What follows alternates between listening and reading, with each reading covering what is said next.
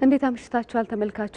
የቲቪ 57 የቢዝነስ ዜናችን ተጀምሯል። ለመረጃዎቻችን አጋር ሆነንን ኦሮሚያ ባንክን እናመሰግናለን። መቅደስ እንዳለ ነኝ። የአዲስ አበባ ከተማ አስተዳደር በአምራች ኢንዱስትሪው ዘርፍ ለሚመረቱ የሀገር ውስጥ ምርቶች የገበያ ትስስር ለመፍጠር እየሰራ ይገኛል። የዚሁ ጥረት አካል የሆነው የኢትዮጵያ አዲስ አበባ ታምርት የአምራች ኢንዱስትሪዎችን አውደ ርዕይ በአዲስ አበባ ኢንተርናሽናል ኮንቬንሽን ማዕከል ተከፍቷል። ሪፖርተራችን ሳምሶን ገድሉ በአውደ ርዕዩ ላይ ተገኝቶ ያደረገውን ቅኝት አብረን እንከታተል። ለአንድ ሀገር ማደግ የአምራች ኢንዱስትሪ ዘርፍ ያለው ሚና ቀላል አይደለም። ታዲያ ይህ የአምራች ኢንዱስትሪ ዘርፍ ባደገና በሰፋ ቁጥር የበለጠ ዘመናዊነትን በጨመረ ቁጥር ደግሞ ሀገር ከዛ ዘርፍ የምታገኘው ገቢ እያደገ ይመጣል። አሁን የምገኘው በአዲስ ኢንተርናሽናል ኮንቬንሽን ሴንተር ነው። በዚህ ሴንተር ውስጥ ኢትዮጵያ አዲስ አበባ ታምርት ኤክስፖ ወይም አውደ ርዕይ ተጀምሯል። በዚህ አውደ ርዕይ ውስጥ ምን አዳዲስ ነገሮች አሉ፣ ምን ምርቶች ቀርበዋል የሚለውን የተወሰኑትን ሰሌክት አድርገን መርጠን ወደ እናንተ እናደርሳለን። አብራችሁን እንድትቆዩ ጋብዛለሁኝ። ከኔ ጋር ነው። አሻንጉሊቶች ነው እያዩ ያሉት? የልጆች አሻንጉሊቶች ነው የምናመርተው። ኤልዳር ትሬዲንግ ይባላል ካምፓኒያችን። በጣም ደስ ይላል። እነዚህ እዚሁ ነው የሚመረተው። ሙሉ ለሙሉ እዚህ ነው የምናመርተው። ውስጡ ያለው ይሄኛውን ከሃይላንድ ነው የምናመርተው። ሃይላንዱን ወደ ጥጥነት መጀመሪያ የሚቀይር አለን፣ ማሽን አለን። ይሄ ሃይላንድ ነው ተፈጭቶ ከዛ ሪሳይክል ተደርጎ ወደ ጥጥነት ይቀየራል፣ ወደ ፖሊስተር ፋይበር ይቀየራል። ስለዚህ ከውጭም ታስገቡት አይደል? ምንድነው? ምንም የለም። ሁሉም እዚሁ ነው የሚያልቀው። እነዚህ በጣም ርካሽ ናቸው። እኛ ከ700 ብር ጀምሮ ነው እዚህ እየሸጥን ያለነው። ለህፃናት የሚወዷቸውን ካራክተሮች እየመረጥን እናመርታለን። ከዛ አሁን በቅርብ ጊዜ ደግሞ ወደ ኡጋንዳ ኤክስፖርት ማድረግ እንጀምራለን። ይሄው በጣም ኮምፎርታብል የሆነ ኮተን የሆነ ከላዩ አፐር ፓርት ኮተን 100% ኮተን የሆነ ፖሊስተር። ይሄ እዚህኛው ላይ የምንጠቀመው አሻንጉሊቶቹም ላይ የምንጠቀመው ሪሳይክል የተደረገው ነው እዚህ ውስጥ የሚገባው። ኤምኤንዲም ያው በሚታወቅባቸው ቲሸርቶቹ፣ ፒጃማዎቹ እና ተታዎቹ ይባላል። እንደዛ ነው ኤምኤንዲም ቲሸርት። ኤምኤንዲም ቲሸርት ይባላል። ቱታዎችን፣ ፒጃማዎችን የአዋቂም የሴትም የወንድም የህፃናትም ከአራስ ጀምሮ እያመረትን እንገኛለን። እነዚህ ኮተን ፒውር ኮተኖች ናቸው። ፉል ፕሪንት ናቸው። ለልጆች ለዓይናቸው እንዳይከብዳቸው ኮምፎርትም እንዳይነሳቸው ሲለብሱት እንደሱ ታስቦ የተሰራ ነው። በጣም ያምራል። ታዲያ እንዴት ነው ከስራ ዕድል ፈጠራም አንፃር ምን ያክል ሰራተኞች በስራችኋል? አይ ቲንክ ብዙ ቦታ ላይ ሱቅም አላችሁ። ሱቅ ብዙ ወደ 20 ሱቆች አሉ። ከ200 በላይ ሰራተኞች አሉ። ኦኬ ሜድ ኢን ግሬት ኢትዮጵያ ይላል። በትክክል እኛ በታላቋ ኢትዮጵያ እንደሚመረት በኩራት ነው የምንናገረው። ስለዚህ በታላቋ ኢትዮጵያ ያላችሁ ነው ታውቁ። በትክክል በዚህ አውደ ርዕይ ላይ እንግዲህ በአዲስ አበባ መቀመጫቸውን ያደረጉ በርካታ አምራች ኢንዱስትሪዎች የኛ የሚሉት በኢትዮጵያ የተመረተ የሚሉት ምርት ይዞ መጥቷል። እንግዲህ እናንተም እንድትመጡ፣ እንድታዩ፣ እንድትጎበኙ፣ እንድትሸምቱ ጭምር እንጋብዛችኋለን። ለዛሬ ያለኝ ይመስላል። ቻው። በማዕከላዊ ኢትዮጵያ ክልል ምስራቅ ጉራጌ ዞን ምስራቅ መስቃን ወረዳ በተለያዩ የስራ ዕድል ፈጠራዎች ላይ የተሰማሩ ዜጎች ከመንግስት ድጋፍ እንዲደረግላቸው ጠየቁ። የወረዳው አስተዳደር በበኩሉ ለስራ ፈጣሪዎቹ የተቻለውን ድጋፍ እያደረገ መሆኑን ገልጾ ከወረዳው አቅም በላይ የሆኑ ድጋፎች በዞን ደረጃ የሚደረጉ ስለመሆኑ ገልጿል። ፍሬው ትረታ ሞላ ጎሳዬ በምስራቅ ጉራጌ ዞን ሂንሴኖ ከተማ ከጓደኞቹ ጋር በመሆን የተለያዩ ችግር ፈቺ የሆኑ የፈጠራ ውጤቶችን ለማህበረሰቡ ተደራሽ ያደርጋል። የቅርብ ጊዜ የፈጠራ ውጤቱ የሆነው ደግሞ ጊዜና ጉልበትን የሚቆጥብ የጉድጓድ መቆፈሪያ ማሽን ነው። አሁን ይሄ የምታየው ማሽን የውሃ ጉድጓድ መቆፈሪያ ማሽን ነው። ለገበሬዎች እየዞርን እንሰራበታለን። ይሄ ጉድጓድ ማሽን መቆፈሪያ አብዛኛው ቦታ ላይ ማሽኖች ስለሌላቸው በሰው ኃይል ስለሚቆፈር ከገቡ በኋላ ሲቆፍሩ እዛው የሚሞቱበት አግባብ አለ፣ ጉዳት የሚደርስበት አግባብ አለ።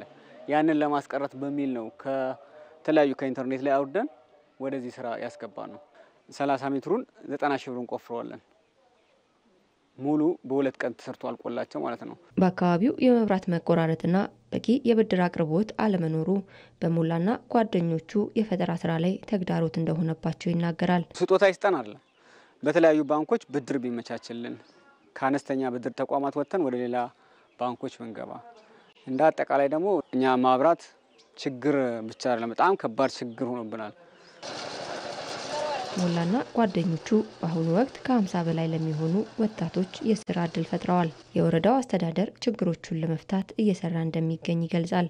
መብራቶች ይቆራረጣሉ። ይሄም የሆነበት ትልቁ ምክንያት በተለይ ያሉት ፖሎች በጣም ያረጁና በኮንክሪት ያልተቀየሩ የእንጨት ናቸው። እነዚህ በተደጋጋሚ ጊዜ የሚወድቁበትና መብራት የሚቆራረጥበት ሂደት አለ። ማህበረሰቡን እያሳተፉም ያን ትራንስፎርመሮች ለመግዛት እየተደረገ ያለበት ሂደት አለ። ከብድር ጋር ተያይዞ የብድር ጣሪያ ያለው ያ ነገሮች ራሱ የሚገድቡ ነገሮች አሉ። ስለዚህ እንደዚህ ካልሆነ በስተቀር ብድር በተቀመጠለት ስኬል መሰረት እኛ ልናበድር የምንችለው ከ500 ሺህ ብር በታች ነው። ከ500 ሺህ ብር በላይ ከሆነ እኛ ጋር ሳይሆን ወደ ዞን እየሄደ በአጠቃላይ በኢንተርፕራይዝ ምክር ቤት ጸድቆ ነው የሚሰጠውና እንደዛ አይነት ነገሮች ስላሉ ያ ካልሆነ በስተቀር ከፋይናንስ ጋር ተያይዞ ሊሚትድ ስለሆነ ምናልባት ይሄ ያሉ ችግሮች ቀጣይኛ በምን መልኩ እናርግ የሚለውም ተነጋግረን የምንፈታበት ሂደት ነው የሚኖረው። ሞላና ጓደኞቹ በአሁኑ ወቅት ከ50 በላይ ለሚሆኑ ወጣቶች የስራ እድል ፈጥረዋል። በአዲስ አበባ ከተማ አስተዳደር የተቋቋመው አዲስ ካፒታል የዕቃ ፋይናንስ ግዥ አክሲዮን ማህበር በርካታ የከተማዋ ነዋሪዎችን ተጠቃሚ እያደረገ ይገኛል።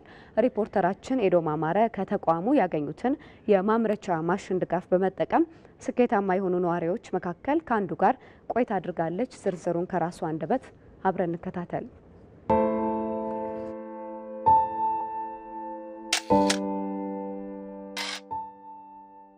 ሙሉ ስሜ ንቁ በርታ፣ የድርጅቴን ስም ንቁ በርታ የህትመት ስራ። ቀደም ብሎ ምሰራ የነበረው በቀጠር እንደዚሁ ማተሚያ ቤት ተቀጥሬ ይሰራ ነበር። ወደ ግል ስራዬ ብጀምር እንግዲህ ለስራ ብዬ ወደዛ ስራ ለመስራት ገባሁ። ተቀጥሬ ስሰራም በወቅቱ ጥሩ ነበር፣ ጥሩን ተከፋይ ነበር፣ ካታሚ ነበር። የራሴን ስራ ሲጀምር ደግሞ ጥሩም ነበር፣ በመሃልም ችግሮችም ነበሩ። የኮሮናን በሽታ ከመግባቱ ጋር ከኮሮናን በሽታም ተያይዞም አገራዊ ችግሮች ያው ኮሮናው በጣም እንትን ብሎ ስለነበረ የስራ መቀነስ፣ የስራ አለመኖር ተራ አምጥቶብኝ ነበር።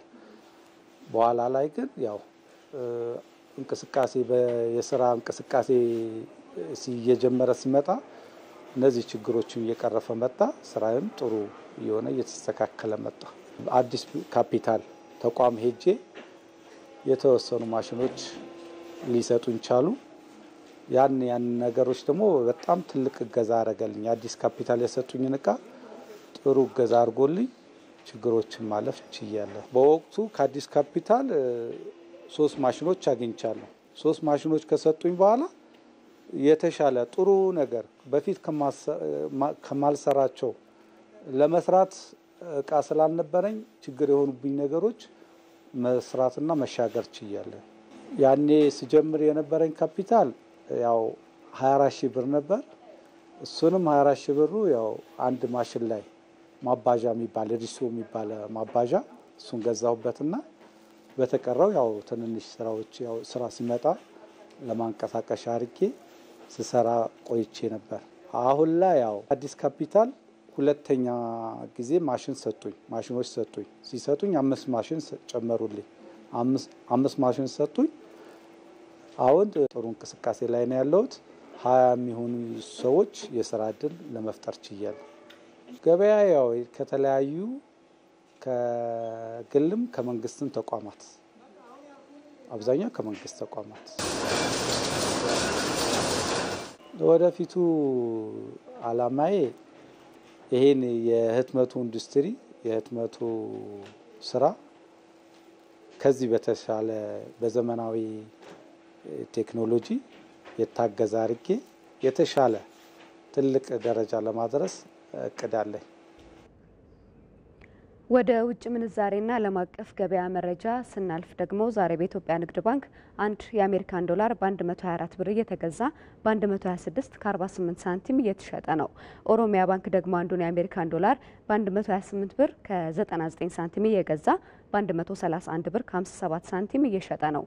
እነዚህንና ሌሎች ዓለም አቀፍ የድፍድፍ ነዳጅና ተያያዥ የግብይት መረጃዎችን አብረን እንከታተል።